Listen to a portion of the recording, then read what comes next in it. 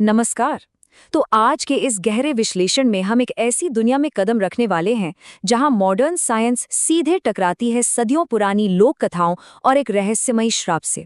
सोचिए, एक तरफ आधुनिक लैब के प्रयोग हैं और दूसरी तरफ एक गांव का वो भयानक सच जिसे सुनकर ही रोंगटे खड़े हो जाएं। आज हम इन दस्तावेजों और पुरानी फाइलों को खोलकर बहरमपुर के इस रहस्य का पर्दाफाश करेंगे। ये चर्चा वाकई में बहुत ही थ्रिलिंग होने वाली है, तो चलिए शुरू करते हैं। बैम बैम बॉश, बैम बैम बॉश, बैम बैम बॉश। अब ये आवाज सिर्फ एक शोर नहीं है, ये खुद में पूरे आतंक का प्रतीक है। बहरमपुर की खामोश रातों में जब ये धुन गूंजती थी ना, तो समझिए मौत का पैगाम आ गया। ये एक ऐसी भयानक दस्तक थी जिसे सुनकर गांव वाले अपने घरों में दुबक जाते थे और डर के मारे अपनी सांसें तक रोक लेते थे। ठीक है, चलिए इस कहानी में थोड़ा गहराई से उतरते हैं, क्योंकि आज हम जिस रहस्य को सुलझाने वाले हैं उसका समयकाल सच में बहुत विशाल है। ये घटनाक्रम शुरू होता है पूरे 400 साल पहले की एक दर्दनाक घटना के साथ। फिर वहां से हम सीधे आते हैं वर्तमान में, जहां दिल्ली की एक मॉडर्न लैब में बैठी एक लड़की को लगातार कुछ बेहद अजीबोगरीब सपने आते हैं। और फिर ये दोनों अलग अलग बिंदु आपस में टकराते हैं आधी रात के वक्त एक सदियों पुराने खंडहर हो चुके महल में। पहला भाग, बहरमपुर की प्राचीन कथा और एक 400 साल पुराना श्राप। अब इस पूरे रहस्य को समझने के लिए सबसे पहले हमें 4 सदियों पीछे चलना होगा, मध्य प्रदेश की उन आकर्षक लेकिन बेहद डरावनी वादियों में बसे बहरमपुर गांव में। वहां एक भयानक आतंक छाया हुआ था जिसका नाम था निशिर-मोलो। ये 4 बेहद खौफनाक श्रापित आकृतियां थीं जो हर शनिवार आधी रात को एक तबूत यानी कॉफिन अपने कंधों पर उठाकर गांव में निकलते थे। और उनका नियम बिल्कुल साफ था, जो भी उन्हें देख लेगा वो जिंदा नहीं बचेगा। यही वजह थी कि गांव के एक युवक मदन को उसके पिता ने सख्त हिदायत दी थी कि अगर उनके भारी कदमों की आहट आए तो बिना देखे चुपचाप छिप जाना। लेकिन जवान खून और उत्सुकता के चलते मदन उस चेतावनी को भूला बैठा। उसने झाड़ियों में छिपकर उन्हें देखने की गलती कर दी और नतीजा, अगली सुबह बरगद के पेड़ के ठीक पास मदन की लाश मिली। उसका चेहरा बिल्कुल जम चुका था, आंखें डर से फटी हुई थीं, मानो मरने से ठीक पहले उसने आतंक का सबसे भयानक रूप देख लिया हो। और बस उस दिन के बाद से बरियामपुर के लोगों ने उस ताबूत का खौफ अपने दिलों में हमेशा के लिए बसा लिया। दूसरा भाग, आधुनिक खोज और दिल्ली की वो लैब। चलिए अब इतिहास के इस डरावने अंधेरे से निकलते हैं और सीधे वर्तमान में चलते हैं, दिल्ली की एक बिल्कुल मॉडर्न लैब में। यहाँ हमारी मुलाकात होती है 2 रिसर्चर्स से, मेघना और इशिता। ये दोनों पूरी तरीके से तर्क और विज्ञान पर विश्वास करती हैं। इनका इन पुरानी लोक कथाओं से दूर दूर तक कोई नाता होना ही नहीं चाहिए था। लेकिन दिक्कत ये है कि मेघना को लगातार एक बेहद डरावना सपना आ रहा है। एक घना स्याना जंगल, एक विशालकाय और भयानक पक्षी जो उसके पीछे पड़ा है, और सबसे अजीब बात, एक पेड़ जिसकी डालियों से हरे रंग का चमकदार पानी टपक रहा है। ये सपने इतने साफ थे कि किसी भूली हुई याद की तरह लगते थे। और इसी दौरान जब इशिता लैब में प्रोफेसर जयदेव के लिए किसी एंटीडोट की रिसर्च कर रही होती है, तो उसे एक प्राचीन पुस्तक में एक बहुत ही दिलचस्प जिक्र मिलता है। ये जिक्र था मृत्युंजय अमृत का।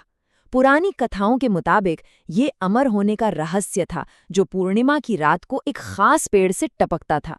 और यहाँ सबसे हैरान करने वाली बात पता है क्या थी? उस पुरानी किताब में बनी तस्वीर हूबहू मेघना के सपने वाले पेड़ से मेल खाती थी, बिल्कुल सेम टू सेम। और ये टकराव इस बात को बहुत ही शानदार तरीके से दर्शाता है कि कैसे 2 बिल्कुल विपरीत दुनियाएं आपस में उलझ रही हैं। एक तरफ दिल्ली की लैब और विज्ञान है और दूसरी तरफ बहरमपुर की वो लोक कथाएं और मृत्युंजय अमृत का जादू। ये सीधे तौर पर तर्क और सदियों पुराने भाई के बीच की टक्कर थी। मेघना इस अजीब कनेक्शन को नजरअंदाज नहीं कर पाई और आखिरकार उन दोनों ने बहरमपुर जाने का एक बड़ा फैसला ले लिया। 5 घंटे, ये उनका बस का सफर था उस जगह पहुंचने के लिए जो गांव वालों के लिए एक श्राप थी।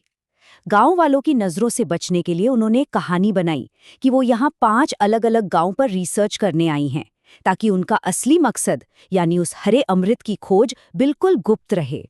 तीसरा भाग, टकराव और बहरमपुर के वो अपशकुन। चलिए आगे बढ़ते हैं और देखते हैं कि ये आतंक कैसे एस्केलेट होता है।